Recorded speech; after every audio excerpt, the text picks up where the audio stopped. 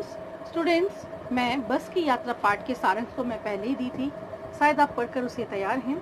अब हम बस की यात्रा इस पाठ को हम विस्तार से पढ़ेंगे। तो बस की यात्रा पाठ को मैं पढ़ रही हूँ, आपके सामने पढ़ रही हूँ। साथ ही मैं इसके आशय को इसके व्याख्या को बताते जा रही हूँ, समझाते जा रही हूँ। तो पाठ की ओर हम आते हैं। हम 5 मित्रों ने तय किया कि शाम 4 बजे की बस से चले।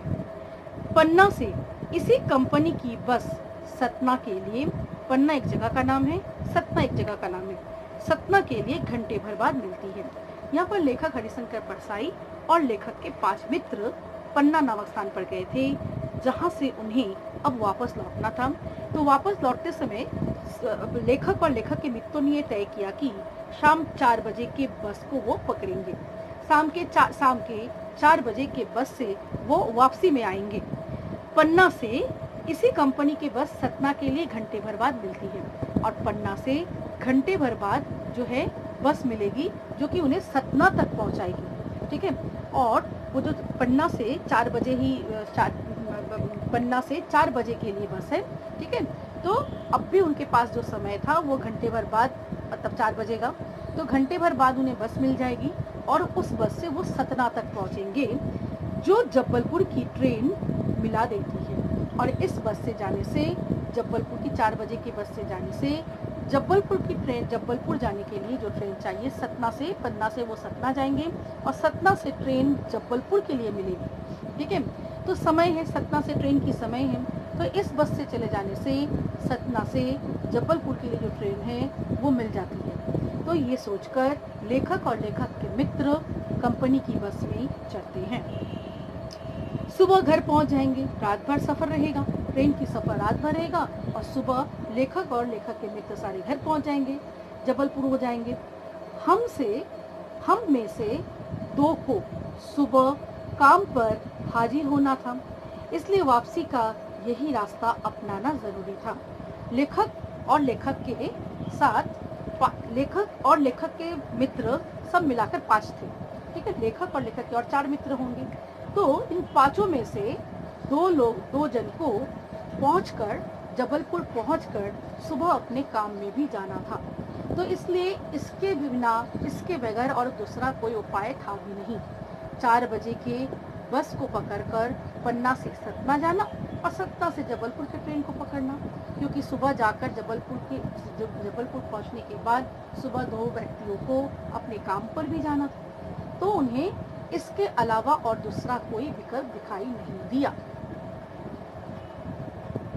लोगों ने सलाह दी कि समझदार आदमी इस शाम वाली बस से सफर नहीं करते। वहाँ के जो स्थानीय लोग थे, लेखक जहाँ गए थे, लेखक के मित्र सब जहाँ गए थे, पन्ना गए थे, वहाँ के स्थानीय लोगों ने लेखक और लेखक के मित्रों से कहा कि शाम वाली बस को यहाँ के लोग कभी नहीं पकड़ते। ठीक है। समझदार आदमी जो है कभी भी शाम वाली बस को नहीं पकड़ते।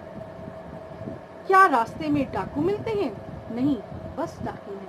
तो ऐसा अगर कोई कह दे कि शाम वाली बस को यहाँ के लोग, समझदार लोग नहीं पकड़ते, तो अवश्य ही मन में ये संदेह उठता है कि भाई रास्ता क्या बहुत दुर्गम है, रास्ता बहुत भयानक है, खतरनाक है, खतरों से खाली नहीं है? क्या रास्ते में डाकू हैं जो बस को रुकवा के यात्रियों से लूट लेते हैं, कीमती सामान वगैरह लूट लेते हैं? ठीक है। तो लोगों ने कहा नहीं, डाकू तो नहीं मिलते, ये बस खुद डाकीन है। मतलब ये बस जो है खुद ही जानलेवा है, ये डाकीन है। और ये बस जो है, इसमें सफर करना जान चले जाने की, मतलब जान से खेलना है। ठीक है। ये खतरे से खाली नहीं है, इस बस की सवारी खतरे से खाली नहीं है, अपनी जान से हाथ धोने की भी संभावना है। ये समझाने की कोशिश की, क्योंकि ये जो बस थी, जिस बस से वो यात्रा कर रहे थे, ये बस की दयनीय अवस्था थी। बस जर्जरित अवस्था में थी। बस की हालत ऐसी थी जैसे बस पर सवार होने से बस को कष्ट पहुंचेगा। ठीक है। बस पर अगर सवार हुआ जाए, सवारियों को ऐसा प्रतीत होता है कि हम बस पर बैठकर बस पर हम बोझ डाल रहे हैं, बस के साथ अत्याचार किया जा रहा है। बस के संबंध में ऐसा प्रतीत होता था।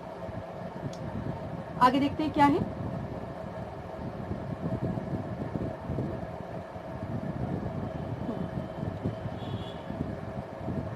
बस को देखा तो श्रद्धा उमड़ पड़ी।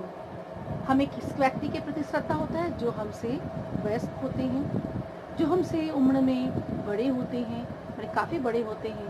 तो जो काफ़ी बड़े होते हैं, जो प्रौढ़ावस्था में होते हैं, जो वृद्धावस्था में होते हैं, प्रौढ़ावस्था में होते हैं, उनके प्रति हम श्रद्धा अर्पित करते हैं। उन्हें हम श्रद्धा से, उनके साथ हम श्रद्धा से बात करते हैं।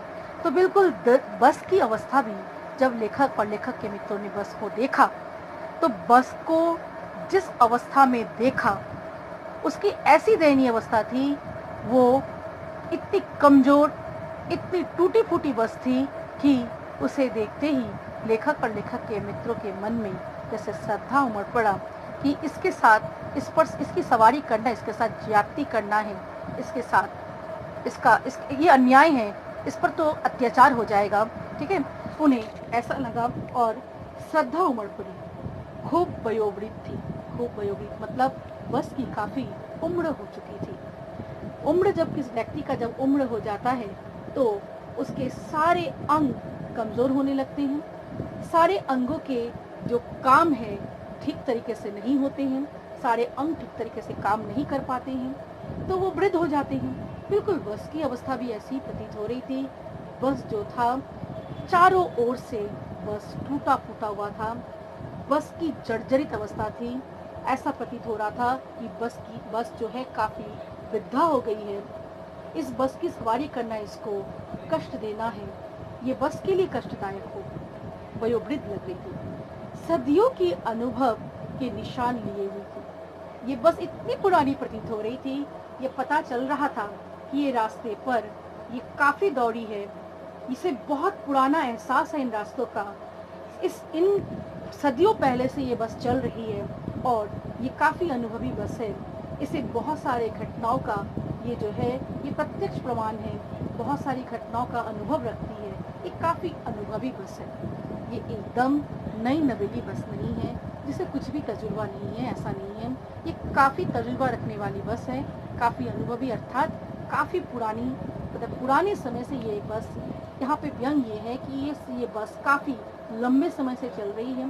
इस बस का जो बस मालिक है, जो बस की जो देखभाल करने वाले हैं, इन लोगों ने बस की सही तरीके से देखभाल नहीं किया है, बस का नवीनीकरण नहीं किया है, बस के कल पुर्जों का नवीनीकरण नहीं किया है और बस को सिर्फ धन कमाने का जरिया मानकर सिर्फ बस से वो धन ही कमाते रहे हैं। अर्थ मोह के कारण और अपने स्वार्थ के कारण ये जो मालिक है, इन्होंने बस की कभी भी बस की ओर देखा नहीं, बस की नवीनीकरण की कभी आवश्यकता को समझा ही नहीं। तो यहाँ पे ये व्यंग के रूप में आया है कि सदियों के अनुभव की निशान ली हुई थी। लेखक यहाँ पे व्यंग ये करता है कि ये बस इतनी पुरानी हो चुकी थी, इसका नवीनीकरण नहीं हुआ था। लोग इसलिए इसे सफ़र नहीं करना चाहते थे, वृद्धावस्था में इसे कष्ट होगा। ऐसे तो हम अनुभवी लोगों से बात करना पसंद करते हैं। जिस व्यक्ति के पास काफ़ी अनुभव होता है, उन व्यक्तियों से बात करने से हमें बहुत सारे विषयों को हम जान पाते हैं। तो अनुभवी व्यक्तियों से मिलना काफ़ी हमारे लिए लाभदायक होता है। लेकिन ये अनुभवी बस का सवारी करना कभी भी लाभदायक नहीं था। अनुभवी बस मतलब इतनी पुरानी, इतनी जर्जरी, इतनी वृद्धावस्था, इतनी टूटी फूटी बस पर अगर सवारी किया जाए तो ये जान को खतरा हो सकता है। ये खतरे से खेलना है, ये खतरे से खाली नहीं है। ठीक है, तो इसमें ऐसा है कि इस बस की सवारी करना वृद्धावस्था में बस को ही कष्ट देना है, ऐसा प्रतीत होता था यात्रियों को। यह बस पूजा के योग्य थी, उस पर सवार कैसे हुआ जा सकता है? लेखक यहाँ व्यंग करता हुए कहता है कि इतनी जर्जरित पुरानी और इतनी दयनीय अवस्था बस की थी कि इसे तो सिर्फ पूजा ही किया जा सकता है। इसकी हम सिर्फ पूजा अर्चना ही कर सकते हैं। इसकी सवारी करना कभी भी उचित नहीं है। तो यहाँ पर हम थोड़ा पाठ को हम शुरू कर दिए हैं, पाठ हम थोड़ा सा पढ़ लिए। आज हम इतना ही रहने देते हैं। आगे हम अगले वीडियो में हम इस पाठ की ओर हम और विस्तार से पढ़ेंगे, पाठ की ओर हम और बढ़ेंगे। आज के लिए इतना ही रखते हैं, तो यहाँ तक रखते हैं। आज के लिए इतना ही। धन्यवाद स्टूडेंट्स।